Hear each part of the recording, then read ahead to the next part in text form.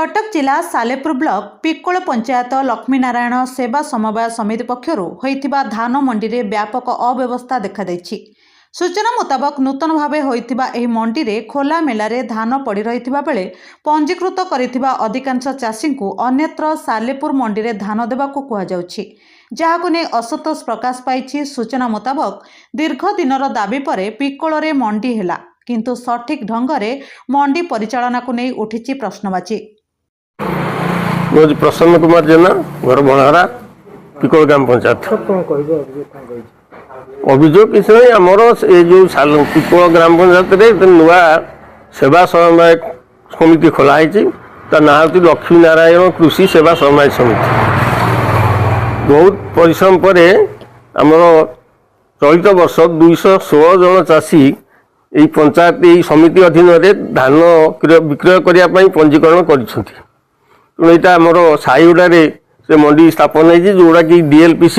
ताको अप्रूव करी लाट्रिन पानीय जल आउ गोटे लंबा घर 40 से 20 फुट गोटे स्कूल घर जो स्कूल बंद हो जाए से घरटा सोसाइटी सेक्रेटरी की जोगे दिखाई एवं किसी न्यस्त स्वास्थ्य गोष्ठी से मंडी करे नदेवाई उपरिस्थ अधिकारी मान दरखास्त करेणु आमर दाबी रोचे जो 216 जन चाषी आम सोसाइटी अधीन रेजिस्ट्रेशन कर समस्ते यही पिक्कोल ग्राम पंचायत अधीन मंडी रे धान विक्रय करंतु एवं आमर जो परचेस कमिटी है जोटा कि क्रय कमिटी ये तो टेम्पोरारी कमिटी से गोटा रेजुलेसन कर जो चाषी चाहिए से सालेपुर धान दे पारे जोड़ा कि आम तार घोर विरोध करूँ एवं सरकारी नियमर यहाँ विरुद्धाचरण करुँच। तेणु सबू 216 जन चाषी आमर यही पिक्कोल ग्राम पंचायत मंडी में धान विक्रय करने आम दाबी करुँ। नहीं से तो किसी मुझे जाइनी से नहीं आमर दृढ़ दाबी रहा 216 जन चाषी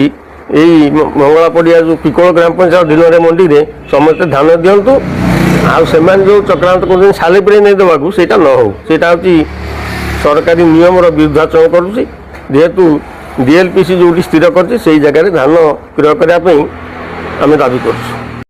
हेमंत स्वाई लक्ष्मी नारायण समवाय समिति सभापति जहाँ आम देखलु आज जो धान खोला मेलार पड़ी विभिन्न प्रकार अव्यवस्था मध्य धान मंडी खोलाई जेहेतु आप सभापति हिसाब से कौन कहे ये तरबरिया भाव धान मंडी खोलार कारण कौन एवं केवे खोलिले केते परिमाण धान टार्गेट रही आमर ये खोला मेला नुहे बहु चाषी आकांक्षा आज पूरण होती आम पूर्वर अलग जगह धान देलु कि आज आम जगह आम धान देके आम चाषी भाई मान तरफ गर्व अनुभव करें आमर एत खोला मेला जो कथा कहते आम सेक्रेटरी मैडम आमको बहुत सहयोग कर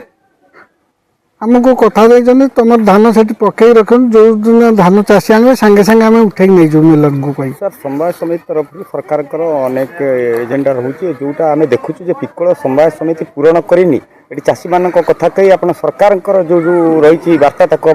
बुले दूसरी कि आम देखु ये चाषी मान टॉयलेट नहीं चाषी मान बसवार सुविधा ना चाषी मान कौन सार्वजनिक सुविधा ना आप कौ भाव में यहाँ किए गृहित करे आप कौ हिसाब से मंडी को परिचालना कर जिते गोटे छोट छुआ स्कूल प्रथम गला ताको आम जमा विष्णु महेश्वर आरंभ कर A+B होल स्क्वायर कहले से बुझीपारे